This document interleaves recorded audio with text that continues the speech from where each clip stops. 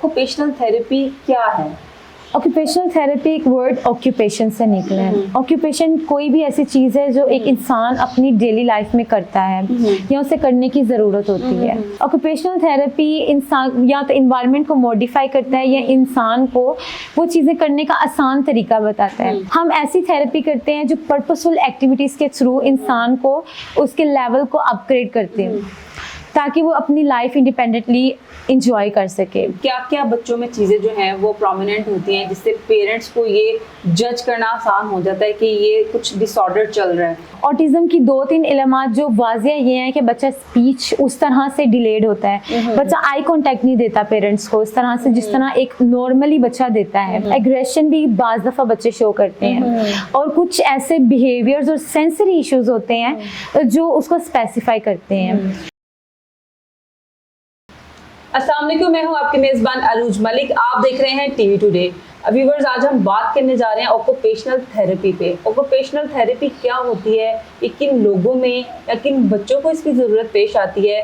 आप बच्चे जो हैं वो कुछ डिफरेंट हरकत करते हैं लेकिन हम लोग नोट नहीं करते क्योंकि हम शायद मसरूफ़ होते हैं या अगर घर में जो बूढ़े हैं वो ये कहते हैं कि बच्चा है इसी तरह की हरकतें करते हैं, बच्चा ऐसे ही करता है, थोड़ा सा टाइम दो। लेकिन वो टाइम देते देते हम इतना डिले कर देते हैं उस मसले को कि वो मसला जो है वो हमारे लिए एक मुसीबत बन जाता है। तो आपने बच्चों के हवाले से बहुत ज़्यादा अवेयर रहना है। इसी हवाले से हमारे साथ मौजूद हैं ऑक्यूपेशनल थेरेपिस्ट सालिया। आइए उनसे जानने की कोशिश करते हैं कि ये थेरेपी क्या होती है और किन बच्चों की इसकी ज़रूरत पेश आती है। अस्सलाम वालेकुम। वालेकुम अस्सलाम। कैसी हैं आप? अल्हम्दुलिल्लाह। ऑक्यूपेशनल थेरेपी क्या है? ऑक्यूपेशनल थेरेपी एक वर्ड ऑक्यूपेशन से निकला है। ऑक्यूपेशन कोई भी ऐसी चीज़ है जो एक इंसान अपनी डेली लाइफ में करता है या उसे करने की ज़रूरत होती है।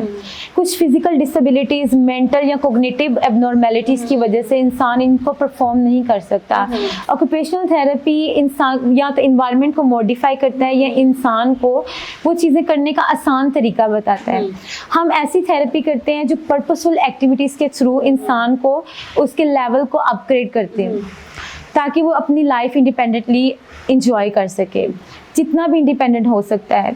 मसलन क्या क्या बच्चों में चीज़ें जो हैं वो प्रोमिनेंट होती हैं जिससे पेरेंट्स को ये जज करना आसान हो जाता है कि ये कुछ डिसऑर्डर चल रहा है? ऐसी कोई अलामात बताएंगे? देखिए, बच्चों ऑटिज़म की जो अलामात है ना, ऑटिज़म की 2-3 अलामात जो वाजिया ये हैं कि बच्चा स्पीच उस तरह से डिलेड होता है, बच्चा आई कांटेक्ट नहीं देता पेरेंट्स को उस तरह से जिस तरह एक नॉर्मली बच्चा देता है, बच्चा दूसरे बच्चों के साथ खेलता नहीं, ये बहुत प्रोमिनेंट चीज़ है। एग्रेशन भी बाज़ दफ़ा बच्चे शो करते हैं और कुछ ऐसे बिहेवियर्स और सेंसरी इश्यूज होते हैं जो उसको स्पेसिफाई करते हैं। अब ऑक्यूपेशनल थेरेपी में हम बच्चों की ऑक्यूपेशन के साथ काम करते हैं। बच्चे का ऑक्यूपेशन क्या होता है डेली लाइफ में कि उसने खेलना होता है, उसकी लर्निंग, ये 2 चीज़ें उसका ऑक्यूपेशन होता है। At to the age of 4 जब वो स्कूल नहीं जाता है तो उसकी बेसिक प्रॉपर जो लर्निंग इन्वायरमेंट से हो रही होती है वो उस तरह से उसको परसू नहीं कर रहा होता। इस वजह से हमारे पास बच्चे थेरेपी के लिए आते हैं। पेरेंट्स के लिए ये अलार्मिंग साइन है कि बच्चा उनको आई कॉन्टेक्ट नहीं दे रहा, बच्चा दूसरे नॉर्मल बच्चों की तरह इन्वायरमेंट को परसीव नहीं कर रहा। तो क्या रेशो है आपके पास जो आते हैं पेशेंट्स आते हैं, क्या रेशो है उनकी? क्या बहुत ज़्यादा इस बच्चे बीमारी का शिकार है? आजकल बहुत ज़्यादा हो गया। पहले जब अब हमारे टाइम में हमने इतना ऑटिज्म के बारे में नहीं सुना था और अब तो बहुत ज़्यादा हो गया। मेल जो है ना, मेल रेशियो वो ज़्यादा है ऑटिज्म की। और तो क्या लगता है कि पेरेंट्स बिजी बहुत ज़्यादा रहते हैं, बच्चों को ज़्यादा फोकस नहीं कर पाते, इस वजह से होता है? मेरे पास जो पेरेंट्स आते हैं इस इशू के साथ, मैं उनके साथ सबसे पहले मैं उनसे पूछती हूँ कि आप अपने बच्चे को टाइम कितना देते हैं। तो वो कहती हैं कि मैं घर में बिज़ी होती हूँ, कुछ वर्किंग वुमेन्स होती हैं तो वो काम में बिज़ी होती हैं।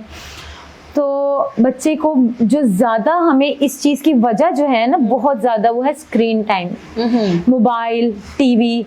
मेरे पास ऐसे भी पेरेंट्स आए हैं जो 12 से 15 घंटे भी अपने बच्चे को स्क्रीन टाइम देते रहे। उसकी वजह से बच्चों की कंडीशन बहुत वर्स हो गई, बहुत ज़्यादा। अच्छा, आप इनकी कितने सेशन होते हैं और किस तरह की थेरेपी करते हैं? मैं फ़िलहाल ऑक्यूपेशनल थेरेपी हम स्टार्ट करते हैं बच्चे की सेंसरी इश्यूज से और एडीएल से। एडीएल्स होते हैं एक्टिविटीज़ ऑफ डेली लिविंग, जैसे बच्चे का खेलना नॉर्मल दूसरे बच्चों के साथ, क्योंकि बच्चे सॉलिटरी प्ले करते हैं, ये भी एक साइन होता है। सॉलिटरी प्ले करते हैं, अकेले खेलते हैं, और हम इनके सेंसरी इश्यूज पे काम करते हैं। जो बच्चे कुछ बहुत ज़्यादा जिद भी करते हैं, सेंसरी इश्यूज जिद में नहीं आते। सेंसरी इश्यूज होते हैं जो हमारी नॉर्मल सेंसेस होती हैं, जैसे हम इन्वायरमेंट को नॉर्मली परसीव करें वो नहीं कर सकते इस तरह। वो अच्छा कोई ऐसी टिप्स वगैरह कुछ थेरेपीज ऐसी आप अगर व्यूअर्स को बताना चाहें कि अगर घर में वो ये 2-3 चीज़ें भी कर लें तो बच्चा जो है थोड़ा सा आपका बेहतर हो सकता है। सेंसरी इश्यूज जो हमारी नॉर्मल सेंसेस होते हैं, हमारे पास 7 सेंसेस का हमने एक प्रोफाइल बनाया होता है, proprioceptive, vestibular, tactile, visual, auditory, olfactory, oral motor. इनमें अगर कोई प्रॉब्लम हो तो हम उसके हिसाब से उसको डील करते हैं। हम पहले बच्चे से मदर से एक प्रोफाइल पे टेस्ट करते हैं, उसके बाद हम उसको डील करते हैं। तो इस हिसाब से फिर हम उसका प्लान बनाते हैं। इंडिविजुअलाइज प्लान होता है, ये सबके लिए सेम नहीं होता। जैसे कि अगर एक बच्चा ओरल इश्यूज के साथ आ रहा है, बहुत ज़्यादा आजकल बच्चे बाइट करते हैं, माउथिंग बहुत ज़्यादा, हर चीज़ को उठा के मुंह में डाल दी, बहुत ज़्यादा प्रॉब्लम है, क्योंकि इससे बच्चे बीमार भी होते हैं। अनहाइजेनिक कंडीशंस, बच्चे नेल्स नहीं कट करवाते, हेड वॉश नहीं करवाते, कॉम नहीं करवाते, हेड कटिंग नहीं करवाते। ऐसे बच्चों को थेरेपी की ज़रूरत पड़ जाती है। बहुत थेरेपी की ज़रूरत होती है ऐसे बच्चों को। बाज़ दफ़ा बच्चे किसी चीज़ को टच नहीं होते, कपड़े पहनने में बहुत मसला करते हैं, क्योंकि उसका टेक्सचर बच्चों को समझ में नहीं आ रहा, इरिटेट कर रहा होता है, तो उनको हम थेरेपीज देते हैं। इंडिविजुअलाइज थेरेपी होती है इसकी। कितने सेशन होते हैं, या अगर आप व्यूवर्स को कोई इस तरह की टिप्स देना चाहे जिससे थोड़ी सी अगर वो 2-3 चीज़ें ऐसी अगर ज़िंदगी में शामिल कर लें तो बच्चा जो है थोड़ा बेहतर हो सकता है? इसके सेशंस डिपेंड करते हैं बच्चे की कंडीशन पे और किस तरह वो इसमें प्रोग्रेस कर रहा है। जैसे अगर, लेकिन ये हर बच्चे के लिए वेरी करता है। ये ऐसी कंडीशन है जो रिलैप्स भी कर देती है। अगर आपने इसको ख़त्म किया है, जैसे मैंने अगर एक बच्चे पे 2 मंथ्स काम किया है, मैंने उसके डेली सेशंस लिए हैं 6 days a week, तो फिर भी अगर 2 मंथ्स के बाद आप समझे कि उसकी चीज़ ख़त्म हो गया है, फॉर एग्जांपल अगर हम टो वॉकिंग ले लेते हैं, उसको ख़त्म करते करते 2 से 3 माह लग जाते हैं बिल्कुल उसको ख़त्म करते, लेकिन अगर आप 1 महीना भी बीच में छोड़ देना उसको, तो वो वापस आने लग जाती है, वो बच्चा अपनी हैबिट बना लेता है। तो ये आप छोड़ना मुश्किल है। इसके लिए यह है कि आप प्लान उसका जारी रख सकते हैं, जो हम एक पेरेंट को फुल प्रॉपर प्लान बना कर देते हैं, आप वो घर में जारी रखें ताकि हम आगे जाएं। हम बच्चे की जो चीज़ें रिजोल्व होती जाती हैं, हम मदर को कुछ पॉइंट्स देकर कि आप ये घर में जारी रखें ताकि हम आगे जाएं, क्योंकि हमारे पास एक लिमिटेड टाइम होता है, उसमें हम सब कुछ तो नहीं देख सकते। टीवी टुडे के व्यूअर्स को आप क्या मैसेज कन्वे करना चाहेंगे कि वो किस तरह से बच्चों का ख्याल रखें, या क्या क्या चीज़ें ऐसी करें जिससे बच्चा जो है थोड़ा हेल्दी रहे और थोड़ा नॉर्मलाइज रहे? अपने बच्चे को बहुत ज़्यादा टाइम दें। बच्चे को माँ का टाइम बहुत ज़रूरत है।